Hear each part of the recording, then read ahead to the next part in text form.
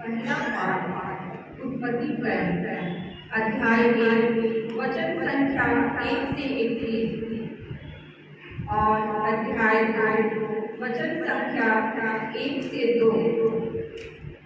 पाठ का मुख्य सारांश है, ईश्वर ने अपने द्वारा बनाया हुआ सब कुछ देख लिया और यह मुझे बहुत अच्छा लगा।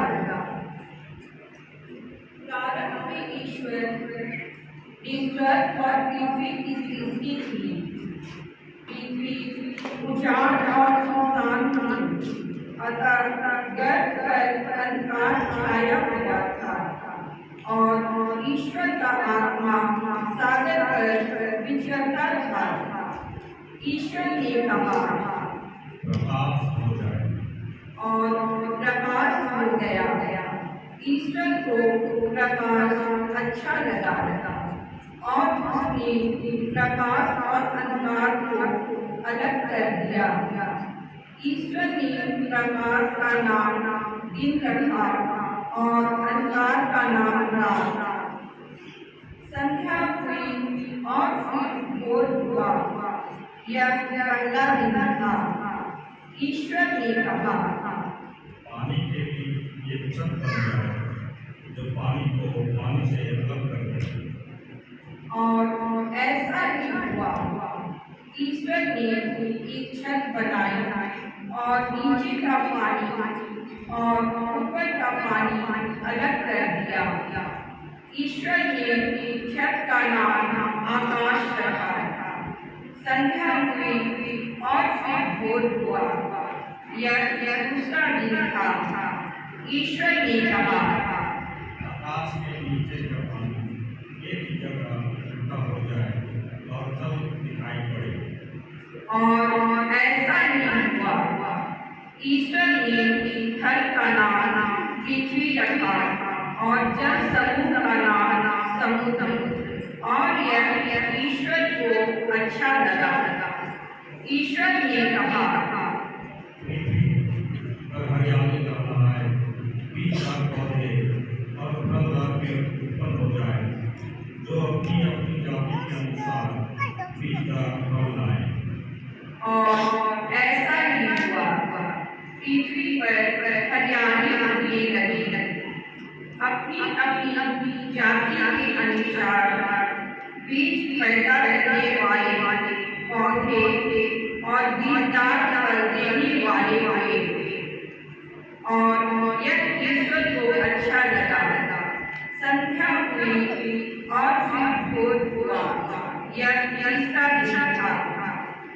ईश्वर ने कहा, दिन और रात को अलग देने के लिए आकाश में नक्षत्र हो, उनके सहारे पथ निर्धारित किए जाए और दिनों तथा वर्षों की गिनती हो। वे पृथ्वी को प्रकाश देने के लिए आकाश में जगमगाते रहें। और ऐसा ही हुआ। ईश्वर ने 2 प्रधान नक्षत्र बनाए, दिन के लिए एक बड़ा और रात के लिए एक छोटा, 7 तारे भी।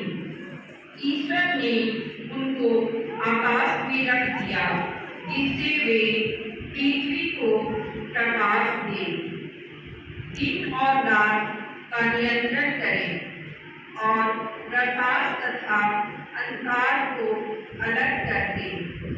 और यह ईश्वर को अच्छा लगा।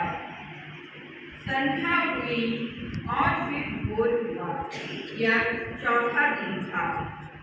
ईश्वर ने कहा, पानी जीव जंतुओं से भर जाए और आकाश के नीचे पृथ्वी के पक्षी उड़ने लगे। ईश्वर ने मकर और नाना प्रकार के जीव जंतुओं की सृष्टि की जो पानी में भरे हुए हैं, और उसने नाना प्रकार के पक्षियों की भी सृष्टि की और यह ईश्वर को अच्छा लगा। ईश्वर ने उन्हें यह आशीर्वाद दिया, फलो फूलो समुद्र के पानी में भर जाओ और पृथ्वी पर वृक्षों की संख्या बढ़ती जाए। संध्या हुई और फिर भोर हुआ। यह 5वां दिन था।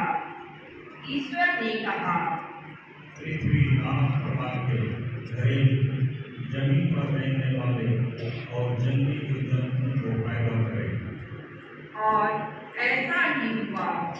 ईश्वर ने नाना प्रकार के जंगली, घरेलू और जमीन पर रहने वाले जीव जंतुओं को बनाया, और यह ईश्वर को अच्छा लगा।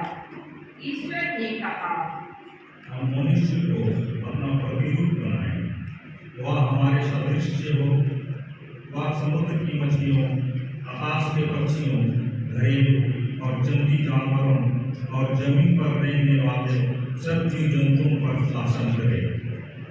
ईश्वर ने मनुष्य को अपना प्रतिरूप बनाया। उसने उसे ईश्वर का प्रतिरूप बनाया। उसने नारी और नर और नारी के रूप में उनकी सृष्टि की। ईश्वर ने यह कहकर उन्हें आशीर्वाद दिया, फलो फूलो, पृथ्वी पर फैल जाओ और उसे अपने अधीन कर लो। समुद्र की मछलियों, आकाश के पक्षियों और पृथ्वी पर विचरने वाले सब जीव जंतुओं पर शासन करो। ईश्वर ने कहा, मैं तुमको पृथ्वी पर के बीज पैदा करने वाले सब पौधे और बीजदार फल देने वाले सब पेड़ देता हूँ, और तुम्हारा भोजन होगा। मैं सब जंगली जानवरों को, आकाश के सब पक्षियों को, पृथ्वी पर विचरने वाले जीव जंतुओं को उसके भोजन के लिए पौधों की हरियाली देता हूँ। और ऐसा ही हुआ। ईश्वर ने अपने द्वारा बनाया हुआ सब कुछ देखा, और यह उसको अच्छा लगा। संध्या हुई और फिर भोर हुआ। यह छठा दिन था। इस प्रकार आकाश तथा पृथ्वी और जो कुछ उनमें है सबकी सृष्टि पूरी हुई। 7वें दिन ईश्वर का किया हुआ कार्य समाप्त हुआ। उसने अपना समस्त कार्य समाप्त कर 7वें दिन विश्राम किया। प्रभु की वाणी।